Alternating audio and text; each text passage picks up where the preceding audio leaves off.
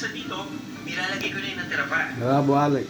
Kanin spaghetti to na. Bravo. Yan At to. tinutuloy ko lang yung pag-isa dito hanggang sa mag-light Ikaw ni yung skip kulay rito. ng Hotdog. ating giniling. Kina mag-revis. At habang ginigisa, Spaghetti. halo-halo ko rin mabuti yan. Bravo, Para Alex. separate naman yung giniling. Hindi Yan na ko dumi. kaagad. Pero yun nga lang, kahit anong subok natin, Meron pa paminsan-minsan, siyang- ang hirap talagang mangyari yun. Kaya naman, gumagamit ako ng special tool dito. At eto nga yun. Yan, yung tinatawag Alcala. na potato masher. Pampatatas na yan, pero Oo. nakakatulong ng malaki yan dito. Oh, para ito daw ang mapaghiwalay mix yung niya. giniling Isasawag sa niya. Once ako Ayun. pinigiling, itinatabi ko lang yan sa isang Yan, side oh. ng lutuan. Tiyap to. Nakita niyo yung mantikang yan? Ay, yung mantika ng pinagkisa natin. Tiyap to. At yung fat from the ground Mabalo pork mo. na internet. Saan natin ngayon igigisa yung hot dogs. Oh, bravo, Alex. Seri na mag-iremi, bro. Tinutuloy ka lang yung pag-isa ng mga 1 minute. After 1 minute, Spaghetti, pinagsasama mo Filipino na sa style. giniling yan. Etsy, eh? At mapapansin niyo, unti-unti nang dumidikit yung mga residue dito sa lutuan natin. Okay lang yan. Yan ang puso na kanin.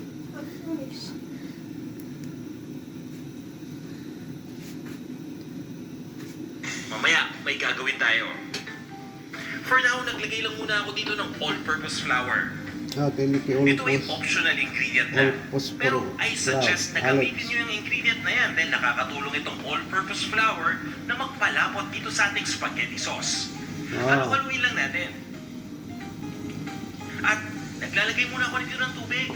Konting tubig lang muna Kalkalahan. para mag-deglaze yung mga residue na nakadikit sa lutuan. Yung residue na yan, ibig sabihin yan flavor. Kaya kailangan nating i-deglaze. At once na okay na nga, Halong mabuti. ilagay na natin dito yung ating Pinoy style spaghetti sauce. Pagkalagay ng spaghetti sauce, hinahalo ko lang yan. At nagdadagdag ako ng tubig. Kalain mo. Yung tubig nilalagay ko doon sa pinaglagyan ng sauce para masimot natin talaga. At itinutuloy ko lang ang pagluto dito. Pakuluin muna natin yung liquid. Eh, Yatin na brown. Etsy ni Chris. At once na kumulo na, pwede na natin ilagay itong ating Lord pork cube. Gumagamit ako nito para maging buong-buo ang lasa ng pork dito sa ating Oh, Filipino yan ang style halo ni spaghetti. Alex sa spaghetti niya. At itinutuloy ko lang ang pagluto hanggang sa mag-reduce na yung sauce natin sa kalahati. At para talagang ma-optimize natin yung flavor ng mga ingredients, mas maganda dito kapag ini-slow cook natin to. Yun yung dahilan kung bakit nilalagay ko muna sa lowest heat setting ang aking lutuan.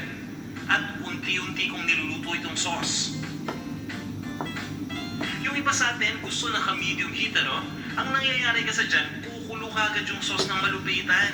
At baka mabulwakan pa kayo niyan, kaya konting ingat lang kung ganyan kayo magluto. At habang niluluto yung sauce, halu-haluin lang natin yan. And Bravo, don't forget to Alex. smile. Siyempre, di ba? Para laging masaya.